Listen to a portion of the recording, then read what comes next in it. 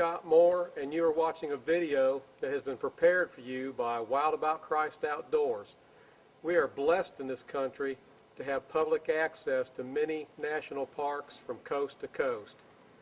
But unfortunately, we know statistically that in a 12-month period, there will be approximately 3,500 search and rescue operations conducted within those parks. Over 30% of those rescues are going to be day hikers. Now the good news is 98% of them are found within 24 hours. But I suspect that most of them would have been in a lot better shape if they had had some pre-trip preparation and been more prepared.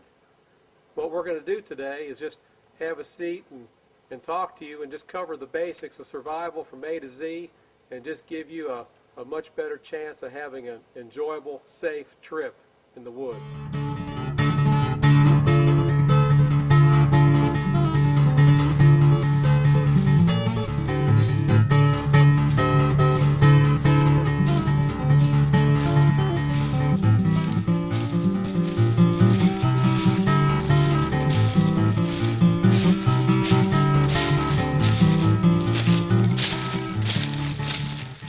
What we have here is a typical day that would find many people out enjoying the trails and hiking. It's in the winter, it's in February, but it's been a decent day. It's been in the 50s all afternoon. Obviously I don't have a coat on, I'm very comfortable walking. And what tends to happen throughout this country on a continuous basis is people in this particular situation get lost, sprain an ankle, become ill. For whatever reason, they end up not being able to return to their vehicle on the trailhead towards dark. Obviously in that situation, if you're not prepared, you're in for a pretty tough evening. I have here more than I would normally carry. Each individual would have to decide for themselves to what varying degree of this equipment they bring with them. But through my years of experience, I've pretty much organized things in my pack the same way for many years. And I'm going to start at the top of my pack, work right down through to the bottom of it for you, show you what I have with me and why I have it. You have to think about what you would need immediately if you became incapacitated. For example, if you fell, slipped, ended up off the trail, sprained your ankle, twisted a knee, you were still in pretty good shape, but you were immobile. Maybe you have a difficulty digging way down in the bottom of your pack for things. I have several things I keep right up on top of my pack where they're very easy to get to. Number one, when I reach in my pack, the first thing that I pull out is this little bag right here. And in this little bag I have a map of the area, and I have a few things here. I'll explain to you what they are. I also have a compass. Obviously if we can keep from getting lost, we're going to be in a lot better shape right away. Again, I have my map where I can get to it very easily. I also have in this bag something to start a fire, which I'll explain in more detail in a little bit. I have a piece of paper that I can write a note on, and I have a pen.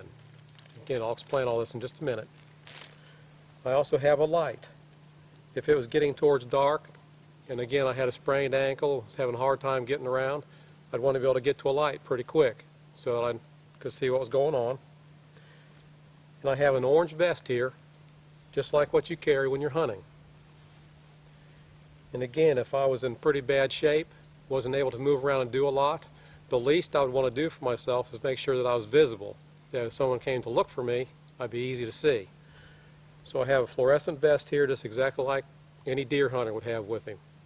I have this. Now what I have in this bag, and I purposely have things that can be picked up at any discount store. There's a lot of high-tech survival gear, costs a lot of money, but everything that I have is very easy to obtain in any hardware store, drugstore. I have a film canister here. In this film canister is cotton balls saturated in Vaseline because they will start very easily and enable you to start a fire. I have a lighter in here to light them with. I have some colorful tape around the lighter. Everything has colorful tape around it, so if it gets dropped and lost in the leaves, I can find it readily. I also have wrapped around my film canister, I have some surveyor's tape, and I have an indelible ink pen.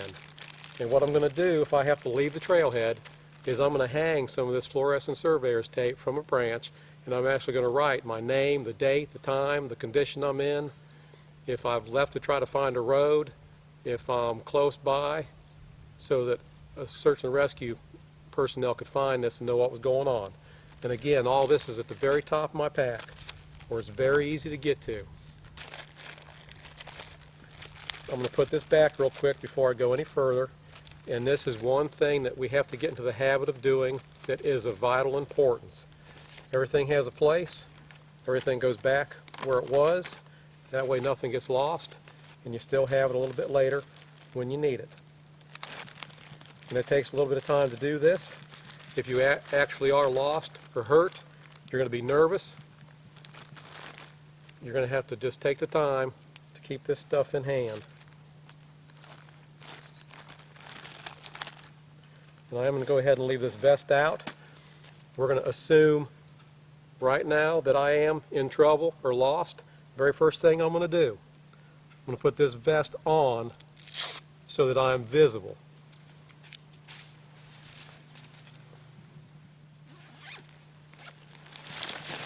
Two things that I have in here that I always carry.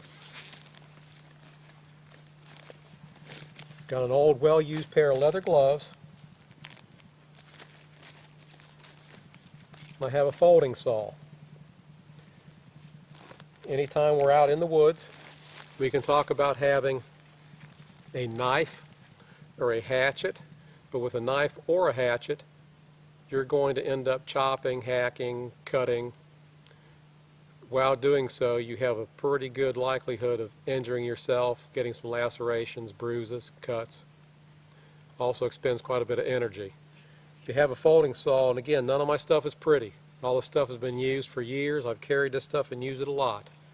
This folding saw right here will cut through quite a bit of timber. You can cut poles if you need to build a shelter. You can cut firewood. It takes you just a few minutes, expends a lot less energy than trying to use a knife or a hatchet. A pair of good leather gloves. In a situation where you find yourself unexpectedly spending the night in the woods, it's very understandable for anybody to be pretty nervous. As it's getting dark, you tend to get pretty antsy. You start to do things maybe faster than you normally would, get a little bit clumsy. What you will find invariably is you're going to get small cuts and blisters on your hands, small burns when you try to start your fire. The more uncomfortable your hands are, the harder it is to do anything. It's demoralizing. Get a good pair of leather gloves. Keep your leather gloves on when you're working. It's going to protect your hands. It's going to keep your hands warm. Once you get a fire going, you can actually grab a lot of wood and sticks, get them in the fire, and arrange them without getting burnt. A lot more efficient. Again, we're going to put all this back.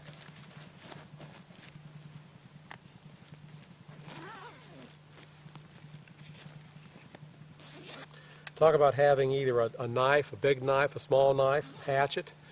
It just so happens I have both on me because I came here to discuss them. This is a pretty good sized knife. I'm going to point out a few features about this knife.